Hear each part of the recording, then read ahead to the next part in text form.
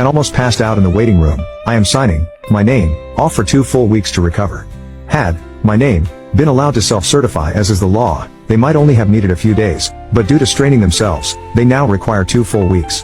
They are not to be permitted to work until, 2 weeks later. The doctor said she would have signed me off longer, but this was the longest she could do without requiring further evidence. So basically, instead of just being off for a few days, I was now signed off for a full 2 weeks, and I'd be paid for it. I went to my place of work, at which point one of the duty managers saw me and asked me what the heck I was doing here. Go home. I was obviously very unwell.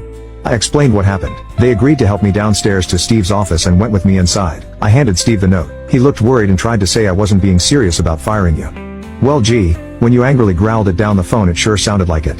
The duty manager then declared that they were going to drive me home. It was clear Steve wanted to argue but had the sense to know he shouldn't. The duty manager then drove me home, made sure I was okay, then went back to work where they informed our union rep of what had happened.